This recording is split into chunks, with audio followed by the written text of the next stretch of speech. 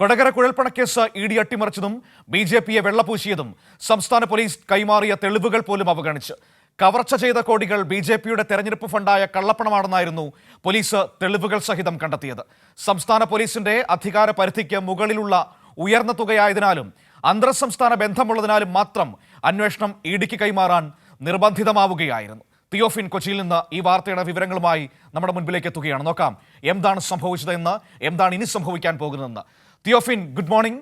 ഒരു കേസ് എങ്ങനെ അട്ടിമറിക്കാൻ കഴിയും, ബി.ജെ.പി നേതാക്കളെ എങ്ങനെ സംരക്ഷിക്കുന്നു കേന്ദ്ര അന്വേഷണ ഏജൻസി എന്നതിൻ്റെ ക്ലാസിക് ഉദാഹരണമായി കൊടകര കുഴൽപ്പണക്കേസ് നമ്മുടെ മുന്നിൽ നിൽക്കുന്നു. ഇത് ബി.ജെ.പിക്ക് തെരഞ്ഞെടുപ്പിന് വേണ്ടി കൊണ്ടുവന്ന കള്ളപ്പണമാണെന്ന് വ്യക്തമായ തെളിവുകളുടെ അടിസ്ഥാനത്തിൽ കേരള പോലീസ് കണ്ടെത്തിയതാണ്. ആ തെളിവുകൾ കേന്ദ്ര ഏജൻസിക്ക് കൈമാറുകയും ചെയ്തിരുന്നു. പക്ഷേ ഇ ഡിക്ക് മുന്നിലേക്ക് എത്തുമ്പോൾ ആ തെളിവുകളൊക്കെ ആവിയായി പോകുന്ന കാഴ്ചയാണ് നമ്മൾ കണ്ടത്.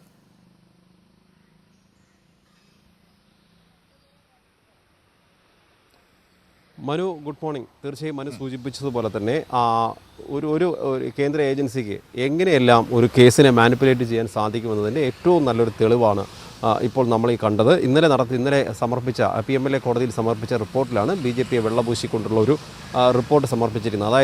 അതായത് വളരെ വ്യക്തമാണ് ഈ സംഭവം നടന്ന അന്ന് മുതൽ. അതായത് ആദ്യം ഒരു പണം കവർച്ചാ കേസ്, അതായത് ഒരു കുഴൽപ്പണം കവർച്ചാ കേസ് എന്ന രീതിയിൽ മാത്രം പുറത്തു വന്നെങ്കിലും അതിന് പിന്നാലെയാണ് ഇത് വ്യക്തമായത്. തെരഞ്ഞെടുപ്പ് ഫണ്ടായി കൊണ്ടുവന്ന പണം അത് പാർട്ടിക്കുള്ളിൽ നിന്ന് തന്നെയുള്ള ഒരു വിഭാഗം തട്ടിയെടുക്കാൻ ശ്രമിച്ചു എന്നതാണ് വ്യക്തമായത്. അത്തരത്തിൽ ആ ഒരു സംഭവത്തെക്കുറിച്ച് കൃത്യമായ തെളിവുകളും കാര്യങ്ങളും എല്ലാം നിരത്തിക്കൊണ്ട് പോലീസ് നടത്തിയ അന്വേഷണത്തിൽ എല്ലാ തെളിവുകളും വ്യക്തമായിരുന്നു.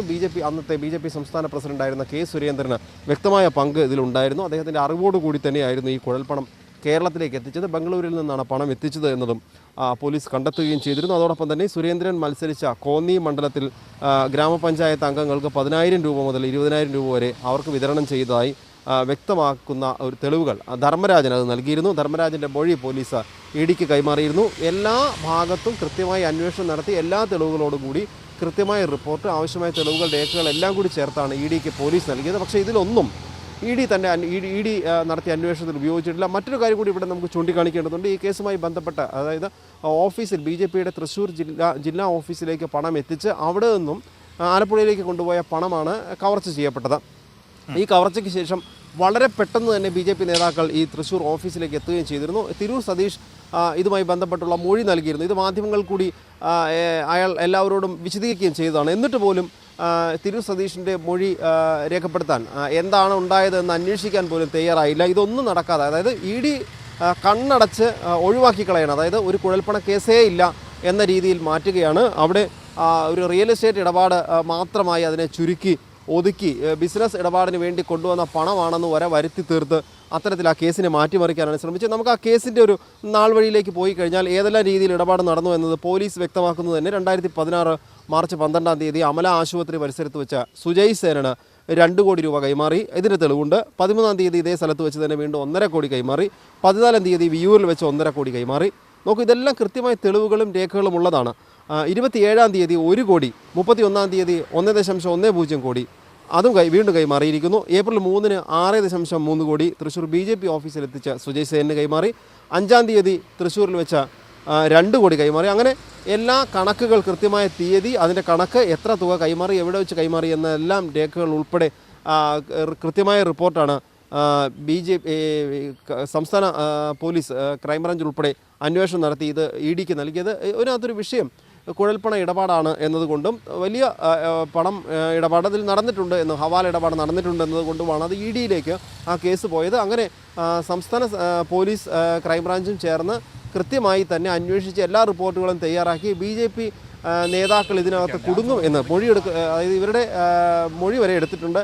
അങ്ങനെ ഇവർ കുടുങ്ങുമെന്ന് ഉറപ്പാകുന്നൊരു സാഹചര്യത്തിലാണ് കേസ് ഇ ഡിക്ക് പോകേണ്ടി വന്നത്. അവിടെ ഇ ഡിക്ക് നൽകില്ല എന്ന് പറയാനൊരു സാഹചര്യമില്ല. കാരണം നിയമപ്രകാരം അത്രയും വലിയ സ്വാഭാവികമായും തിയോഫിൻ, ഇവിടെ ഒരു പ്രശ്നമെന്ന് പറയുന്നത് നമ്മുടെ ആളുകൾക്ക്, കാണുന്നവർക്കും കേൾക്കുന്നവർക്കും ഒരു സംശയം ഉണ്ടാകാം. പോലീസിന്റെ കണ്ടെത്തൽ എങ്ങനെയായിരുന്നു, എന്തുകൊണ്ടാണ് ഈ കേസ് ഇ ഡിക്ക് പോയത് എന്നതടക്കമുള്ള വിഷയങ്ങളിൽ എന്തുകൊണ്ടാണ് പോലീസിന് തുടരന്വേഷണം നടക്കാൻ കഴിയാതെ പോയത് എന്ന ഒരുപാട് സംശയങ്ങൾ ഇതുമായി ബന്ധപ്പെട്ടുണ്ടാകാം. ഒരൊറ്റ മിനിറ്റ് ഞാൻ അതിലൊരു വ്യക്തത വരുത്താം.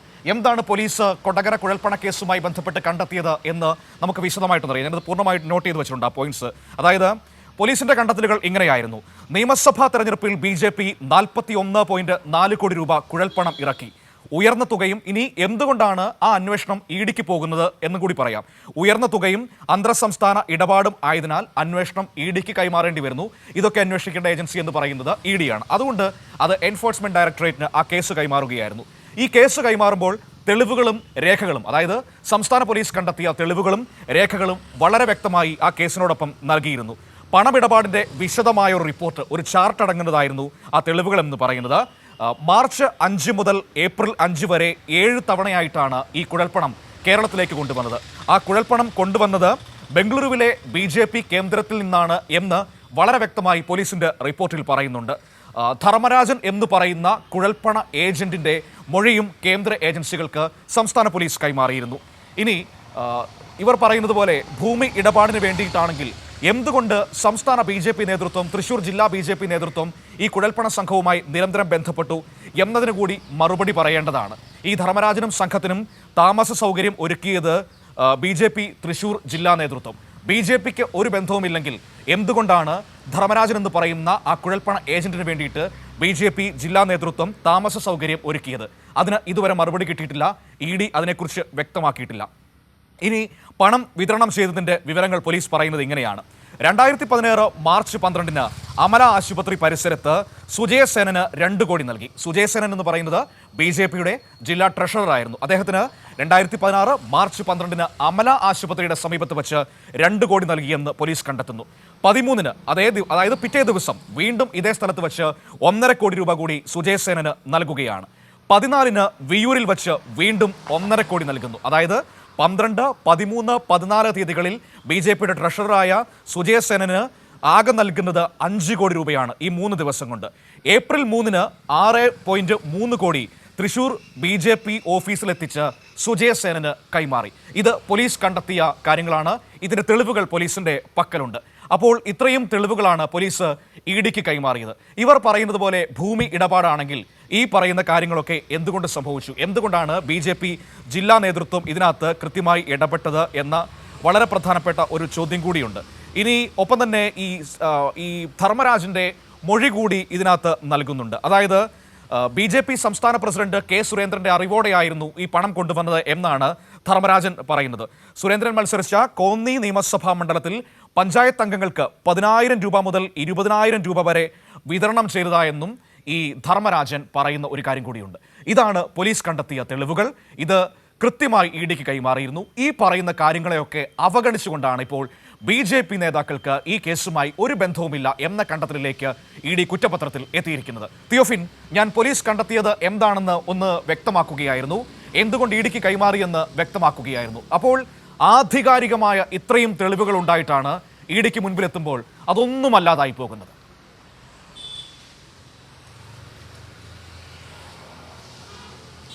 മനു, തീർച്ചയായും മനു, ഇവിടെ നമുക്ക് എടുത്തു പറയേണ്ട മറ്റൊരു കാര്യം കൂടിയുണ്ട്. അതായത് കേരള പോലീസ് ഈ കേസ് അന്വേഷിക്കുമ്പോൾ ഒരു വസ്തു ഇടപാടുമോ ഏതെങ്കിലും വസ്തു വാങ്ങാനോ അത്തരത്തിൽ ഇടപാട് നടത്താനുള്ള അല്ലെങ്കിൽ അങ്ങനെ ഒരു എന്തെങ്കിലും ഒരു ഇടപാട് നടത്തിയതായോ ഇവരാരും പോലീസിനോട് പറഞ്ഞിട്ടില്ല. പിന്നെ എങ്ങനെയാണ് ഇഡിയുടെ കയ്യിലെത്തുമ്പോൾ ഇതൊരു റിയൽ എസ്റ്റേറ്റ് ഇടപാടായി മാറുന്നത്? അതൊരു ചോദ്യം. മറ്റൊന്ന്, മനു സൂചിപ്പിച്ചതുപോലെ തന്നെ ഈ പറഞ്ഞ എല്ലാ കൃത്യമായ തെളിവുകളും ആ രേഖകൾ എവിടെ വെച്ച് എപ്പോൾ എന്ന് എത്ര തുക കൈമാറി എന്നതും. പിന്നെ മറ്റൊരു വിഷയം കൂടിയുണ്ട്. ഈ സംഭവം പുറത്തു വന്നത് കൊടകര കുഴൽപ്പണ കേസ് നമ്മൾ പറയുമ്പോൾ തന്നെ കൊടകരയിൽ വെച്ച് ഈ കുഴൽപ്പണവുമായി പോയ വാഹനം ആക്രമിച്ച് പണം തട്ടിയെടുത്തതാണ് സംഭവം.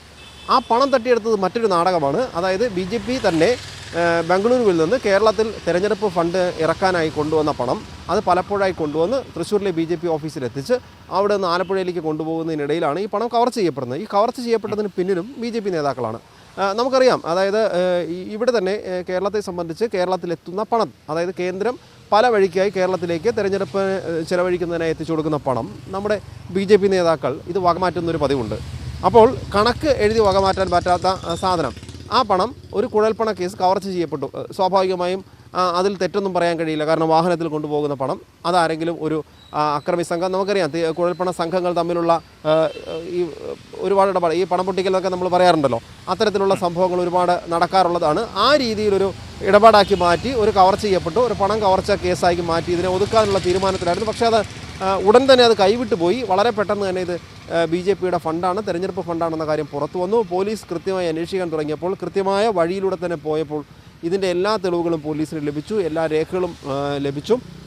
പക്ഷേ ഇവിടെ ഒരു സൗകര്യം കിട്ടിയത് BJPയെ സംബന്ധിച്ച് ഈ കേസ് അന്തർ സംസ്ഥാന ഇടപാടായതുകൊണ്ടും കോടികളുടെ ഇടപാട് നടന്നതുകൊണ്ടും അത് EDക്ക് അന്വേഷിക്കാവുന്ന ഒരു സാഹചര്യമുണ്ട്. നിയമപ്രകാരം അത് ED അന്വേഷിക്കേണ്ട കേസുമാണ്.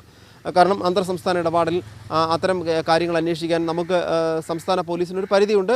അത്രയും വലിയ ഇടപാടുകൾ, പ്രത്യേകിച്ച് സംസ്ഥാനത്തിനകത്ത് തന്നെയാണെങ്കിലും വലിയ തുകയുടെ തട്ടിപ്പ് നടന്നിട്ടുണ്ടെങ്കിൽ അത് ED അന്വേഷിക്കേണ്ടതുണ്ട്. എൻഫോഴ്സ്മെൻറ്റ് ഡയറക്ടറേറ്റ് സ്വാഭാവികമായി അവിടേക്ക് എൻട്രി ചെയ്യുന്നു. അപ്പോൾ നമ്മുടെ പോലീസിന് ചെയ്യാവുന്നത് അവർക്ക് ഇതുവരെയുള്ള അന്വേഷണ റിപ്പോർട്ട്, കൃത്യമായ എല്ലാ തെളിവുകൾ, മൊഴികൾ എല്ലാം ഉൾപ്പെടെ കേസ് കൈമാറുക എന്നതാണ്. ആ കേസ് ഫയൽ കൈമാറുന്നു. പക്ഷേ ആ ഫയൽ അടച്ചു വെച്ച് മറ്റൊരു കഥയുണ്ടാക്കുകയാണ് ED ഇവിടെ ചെയ്തത്. നമുക്കറിയാം, ഇവിടെ നമ്മൾ സൂചിപ്പിക്കേണ്ട സാന്ദർഭികമായി മറ്റൊരു കാര്യം കൂടി സൂചിപ്പിക്കേണ്ടതുണ്ട്. തങ്ങളുടെ എതിരാളികളായ, അതായത് കേന്ദ്രം ഭരിക്കുന്ന പാർട്ടിക്ക് വേണ്ടിയാണ് ഈ ED പ്രവർത്തിക്കുന്നത് എന്നതിന് തർക്കമൊന്നുമില്ല. കാരണം അങ്ങനെ ചെയ്ത് സംശയിക്കാവുന്ന ഒരുപാട് സാഹചര്യങ്ങൾ നമുക്ക് മുന്നിലുണ്ട്. നമുക്ക് അറിയാം, മനുവിന് ഓർമ്മയുണ്ടല്ലോ ആ PR അരവിന്ദാക്ഷൻ്റെ കേസ്. PR അരവിന്ദാക്ഷനെ ജയിലിനകത്ത് ഇടാൻ വേണ്ടി ED എന്തെല്ലാം ചെയ്തു എന്ന് നമുക്കറിയാം. ഒരു കഥയുണ്ടാക്കി ആ കഥയ്ക്ക് ആവശ്യമായ വ്യാജരേഖകൾ സംഘടിപ്പിച്ച് അത്തരത്തിലൊരു ഒരു കെണി തന്നെ ഒരുക്കിയാണ് അദ്ദേഹത്തെ കുടുക്കിയത്. എത്ര നാൾ അദ്ദേഹം ജയിലിൽ കിടന്നു എന്ന് നമുക്കറിയാം. കാരണം ഓരോ തവണയും ഇദ്ദേഹം ഒരു സാധാരണ ഒരു നഗരസഭ മെമ്പറായിരുന്നു അദ്ദേഹത്തെ കൊടുക്കാൻ വേണ്ടി. കാരണം ആരെങ്കിലുമൊക്കെ ഇതിനകത്ത് അകത്താക്കേണ്ടതുണ്ട്. പ്രത്യേകിച്ച് പാർട്ടി അംഗങ്ങളായവരെ ലക്ഷ്യമിട്ടാണ് അന്ന് നടത്തിയത്. അതായത് തൃശ്ശൂരിലെ തെരഞ്ഞെടുപ്പ് സുരേഷ് ഗോപിക്ക് വേണ്ടി നടത്തിയ ഒരു ഫ്രെയിമിംഗ് ആണത്. നമുക്കറിയാം അതിൻ്റെ രാഷ്ട്രീയ സാഹചര്യമല്ല, നമുക്കതിലേക്ക് പോയാൽ ആ വഴിക്ക് നമ്മൾ പോകേണ്ടി വരും. എന്തായാലും അങ്ങനെ വരെ ചെയ്യാൻ കഴിയുന്നൊരു ഒരു സംവിധാനമാണ് ED എന്നത് നമുക്ക് അന്ന് തന്നെ തെളിഞ്ഞതാണ്. സമാന രീതിയിൽ മറ്റൊരു രീതിയിൽ, അതായത് ഒരാളെ കേസിലാക്കി ഒരു ഫ്രെയിം ചെയ്ത് കേസിൽ പെടുത്തി അകത്താക്കാൻ കഴിയുന്നത് പോലെ തന്നെ തങ്ങൾക്ക് വേണ്ടപ്പെട്ടവരെ അത്തരത്തിലൊരു കേസില്ല എന്ന് പോലും വരുത്തി തീർത്ത് അത്തരത്തിൽ കഥ മെനഞ്ഞ് എല്ലാ രേഖകളും ഒഴിവാക്കി പുറത്തു കൊണ്ടുവരാനും EDക്ക് കഴിയുന്നു എന്നതാണ് ഈ കുറ്റപത്രം വ്യക്തമാക്കുന്നത്. ഒരു പങ്കും ഇല്ല, ഒരു ഇടപാടുമില്ല. സാന്ദർഭികമായ മറ്റൊരു കാര്യം കൂടി ഞാൻ സൂചിപ്പിക്കട്ടെ മനു. പലതവണ ഈ കൊടകര കുഴൽപ്പണ കേസുമായി ബന്ധപ്പെട്ട് നമ്മൾ സുരേന്ദ്രനോട് കാര്യങ്ങൾ ചോദിക്കുമ്പോൾ പറഞ്ഞത്, സുരേന്ദ്രൻ ആദ്യം പറയുന്ന വരി ഇതാണ്: കൊടകര കുഴൽപ്പണ കേസ് എന്നൊരു കേസില്ല എന്നാണ്. അതും ഈ ED കേസ് അന്വേഷിച്ച് തുടങ്ങിയപ്പോൾ മുതലുള്ള ധൈര്യമാണ്. നമുക്കറിയാം, കാരണം കൊടകര കുഴൽപ്പണ കേസ് എന്ന രീതിയിലല്ല അന്വേഷിക്കുന്നത്. അതൊരു പണം തട്ടിയെടുക്കൽ കേസ് മാത്രമായി ഒതുക്കി ആ വഴിക്കായിരുന്നു പോക്ക്. പിന്നെ അതിൻ്റെ പണം വന്ന വഴികൾ മാറ്റുന്നു, റിയൽ എസ്റ്റേറ്റ് ഇടപാടിൻ്റെ കഥ കൊണ്ടുവരുന്നു. അങ്ങനെ ഒരു നാടകം, ഒരു തിരക്കഥ തയ്യാറാക്കി അത്തരത്തിലൊരു നാടകം നടത്തിയതിൻ്റെ ഒരു തെളിവാണ് നമുക്ക് ഈ കുറ്റപത്രം മനു.